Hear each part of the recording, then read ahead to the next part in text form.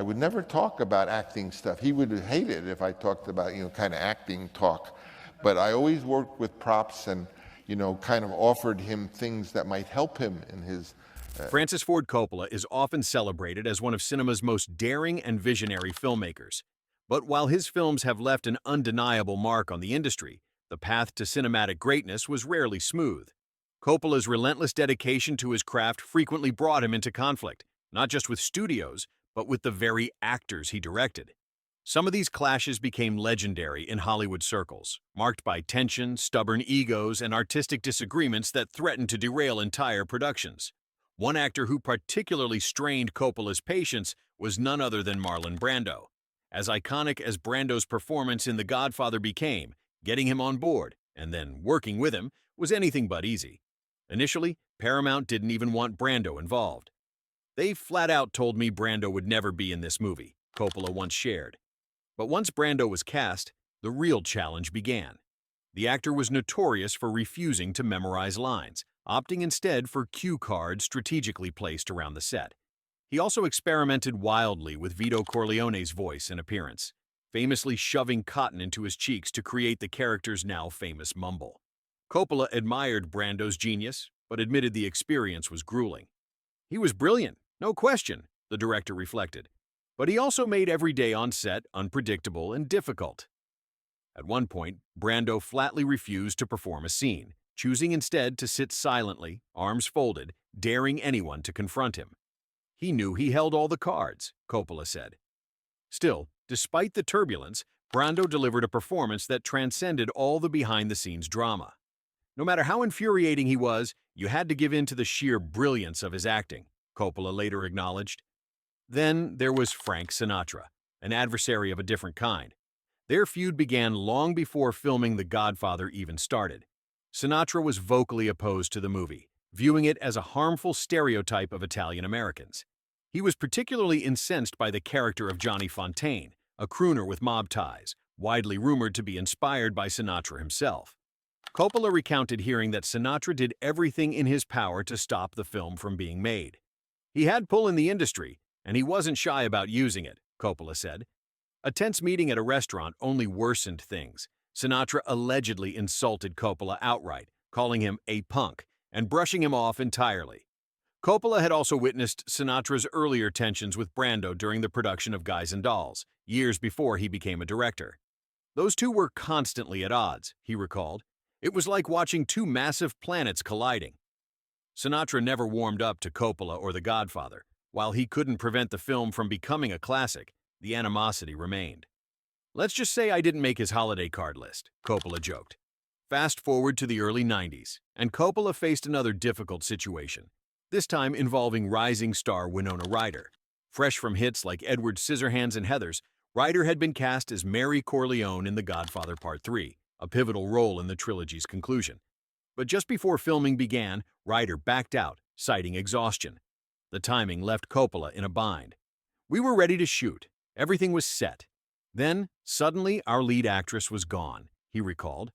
With little time to recast, he gave the part to his daughter, Sofia Coppola, a move that would spark years of criticism.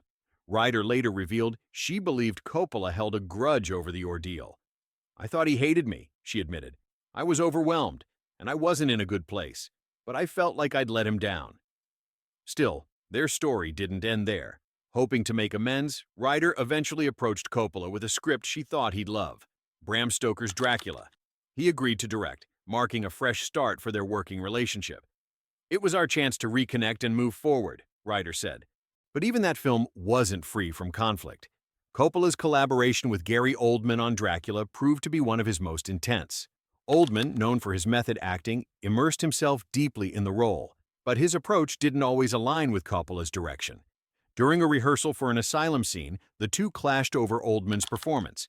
Coppola critiqued the portrayal, and Oldman responded with open defiance. What followed was a fiery exchange that left the set rattled. "We just had very different ideas about the character," Coppola explained.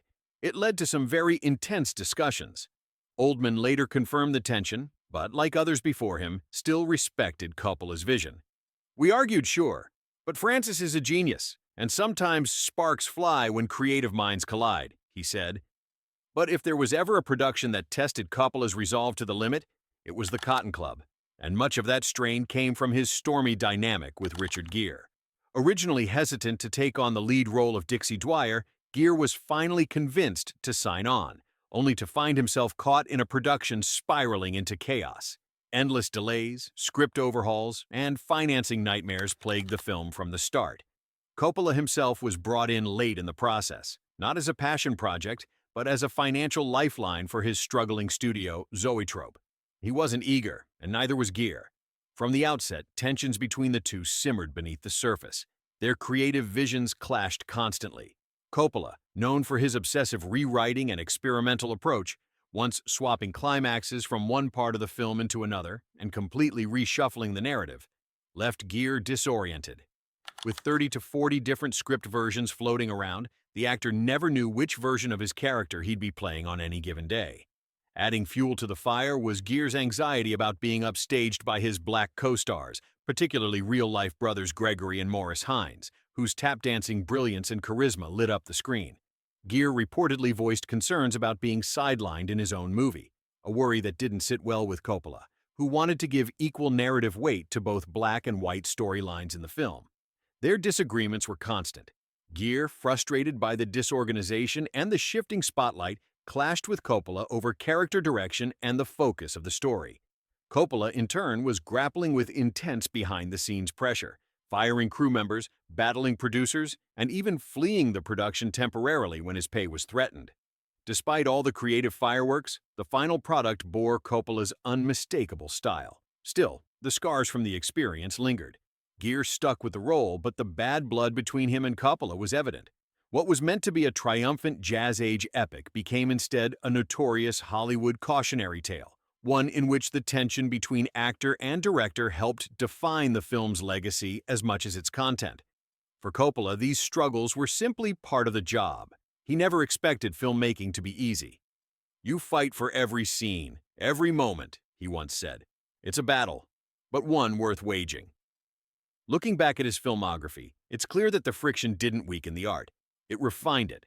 From Brando's rebellion to Sinatra's wrath, Ryder's exit, and Oldman's intensity, each challenge played a role in shaping the legacy of one of cinema's true auteurs.